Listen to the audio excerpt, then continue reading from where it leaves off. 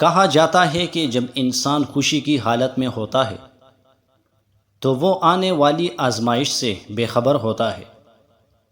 کچھ ایسے ہی مناظر پاکستان کے خوبصورت پہاڑی علاقے سوات میں دیکھنے کو ملے، جب ایک خاندان کے 18 افراد تفریح کے لیے دریا کے کنارے پہنچے۔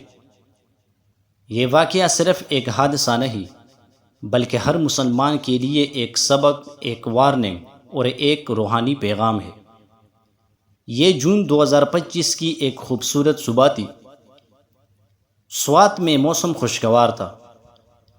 ایک خاندان کے 18 افراد، جن میں مرد، خواتین اور بچے شامل تھے، اپنے عزیزوں کے ساتھ دریائے سوات کے کنارے ناشتے کے لیے جمع ہوئے۔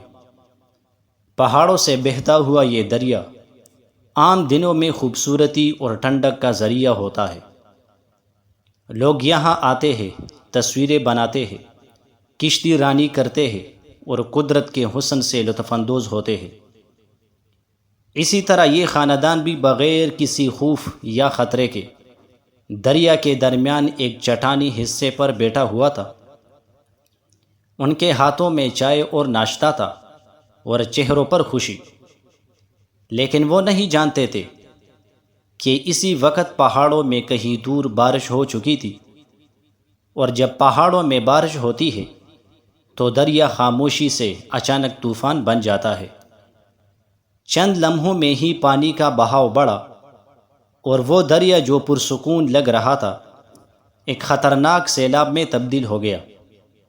دیکھتے ہی دیکھتے پانی کا ریلا آیا اور ان لوگوں کو چاروں طرف سے گھیر لیا۔ کچھ افراد چٹان پر پھنس گئے، کچھ پانی کے لہروں کے ساتھ بہہ گئے۔ لوگ چیخنے لگے، بچے رونے لگے، خواتین مدد کے لیے پکارنے لگی، مگر آس پاس کوئی مدد کرنے والا نہ تھا۔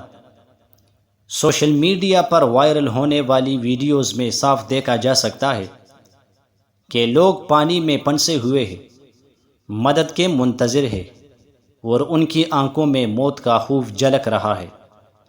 افسوس کی بات یہ ہے کہ ریسکیو ٹیمیں تاخیر سے پہنچی۔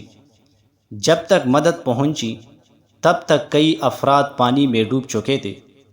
اب تک کی اطلاعات کے مطابق 9 افراد کی لاشیں نکالی جا چکی ہیں، 4 افراد کو زندہ بچایا گیا، 5 افراد تاحال لاپتہ ہیں۔ یہ واقعہ ہم سب کو جھنجھوڑ دینے کے لیے کافی ہے۔ آج ہم سب یہی سوچتے ہیں کہ کل ہم بھی اپنے خاندان کے ساتھ کہیں دریا، پہاڑ یا تفریحی مقام پر ہوں گے۔ کیا ہمیں بھی معلوم ہے کہ اگلا لمحہ کیسا ہوگا؟ اسلام ہمیں یہی سکھاتا ہے کہ ہر نفس کو موت کا ذائقہ چکھنا ہے۔ یہ دنیا ایک آزمائش ہے، نہ جانے کب، کہاں اور کس لمحے موت آ جائے۔ ہمیں ہر وقت اللہ کی یاد میں رہنا چاہیے، کیونکہ نہ ہم اپنی زندگی پر اختیار رکھتے ہیں نہ موت پر۔